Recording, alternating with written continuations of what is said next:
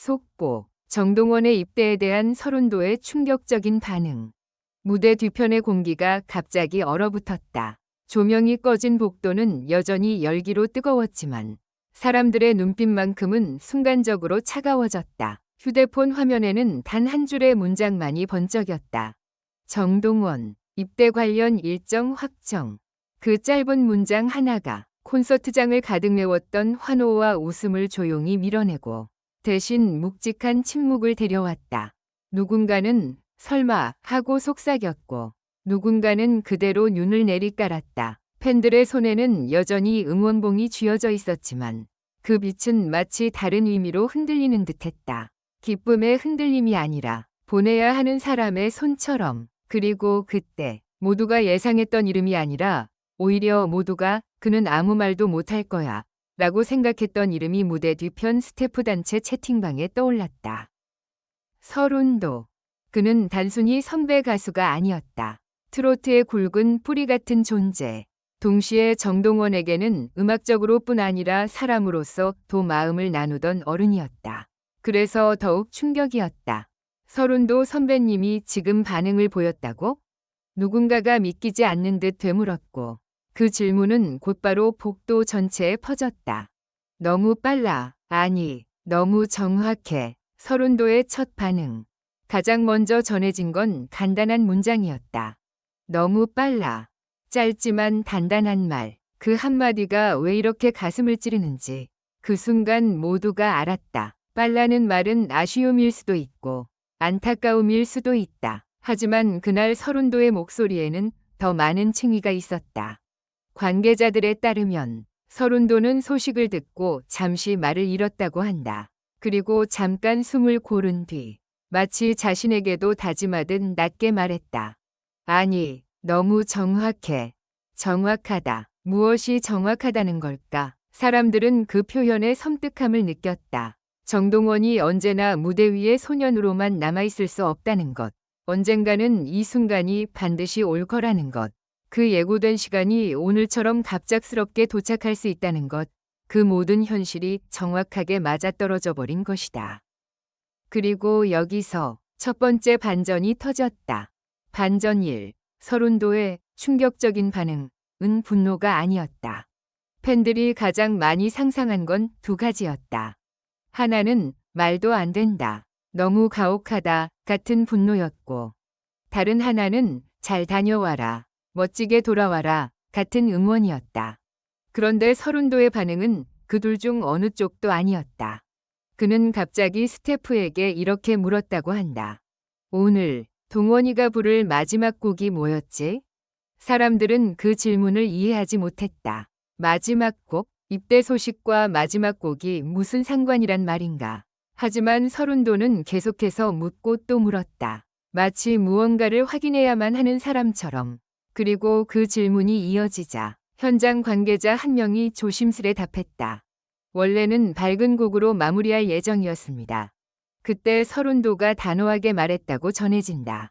바꿔. 마지막엔 그의 목소리가 울리는 곡으로. 분노도 아니고 단순한 응원도 아니었다. 그는 연출을 바꾸려 했다.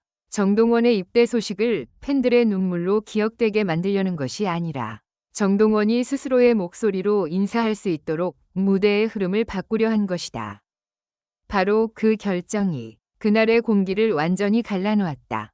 팬들이 울기 시작한 진짜 이유. 그는 끝까지 노래로 말했다.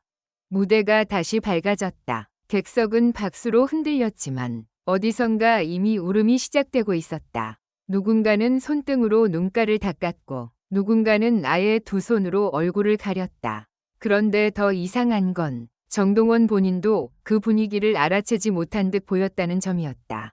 그는 평소처럼 환하게 웃으며 말했다. 오늘 정말 고맙습니다. 여러분 덕분에. 그리고 잠시 멈췄다. 정동원의 시선이 객석 한쪽에서 멈춰섰다. 누군가가 들고 있던 작은 피켓. 거기엔 짧게 쓰여 있었다. 기다릴게요. 순간 정동원의 목이 잠겼다. 웃음이 아직 입가에 남아있는데 눈빛은 갑자기 흔들렸다. 그때 무대 아래에서 누군가가 조용히 손짓했다. 곡 바뀝니다. 정동원은 고개를 끄덕였고 그리고 이어진 곡이 문제였다. 원래 예정에 없던 정동원의 목소리와 가장 닮은 곡. 빠른 박자가 아니라 숨과 감정이 그대로 드러나는 곡. 마이크를 쥔 그의 손이 미세하게 떨렸고 첫 소절이 시작되자 객석에서는 믿기 어려운 광경이 펼쳐졌다. 울음이 조용히가 아니라 동시에 터졌다. 한두 사람이 울면 따라 울게 되는 그런 분위기가 아니다. 마치 객석 전체가 같은 순간에 같은 감정을 받아버린 것처럼 눈물이 일제히 흐르기 시작했다.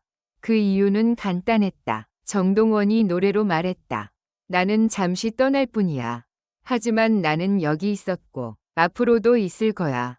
그 말이 가사 속에 직접 있지 않아도 그의 호흡과 떨림과 끝을 붙잡는 발성에서 모두가 느낄 수 있었다. 반전 2. 서른도가 남긴 건 축하가 아니라 봉인된 편지였다. 공연이 끝난 뒤 팬들은 무대 밖으로 빠져나오면서도 멍한 얼굴이었다. 그런데 그때 또 다른 속보가 돌았다. 서른도가 정동원에게 편지를 남겼다. 평범한 편지라면 기사거리도 되지 않을지 모른다. 하지만 문제는 그 편지가 바로 전달되지 않았다는 것이었다. 관계자들 말에 따르면 서른도는 봉투를 2개 준비했다. 하나에는 오늘 열어라 라고, 다른 하나에는 입대 전날 열어라 라고 적혀 있었다는 것이다. 왜 굳이 2개나? 사람들이 웅성거릴 때 두 번째 봉투에 대한 이야기가 더 충격이었다. 그 봉투에는 짧은 문장 하나가 추가로 적혀 있었다고 한다. 이건 네가 흔들릴 때만 열어. 흔들릴 때만. 그 말이 의미하는 건 무엇일까? 정동원이 겉으로는 웃고 있지만 사실은 혼자 있을 때 무너질 수도 있다는 걸 서른도는 이미 알고 있었던 걸까? 팬들은 그 문장을 듣자마자 다시 울었다. 입대라는 큰 사건 앞에서 잘 다녀와 라고 가볍게 말할 수 없는 이유가 여기에 있었다.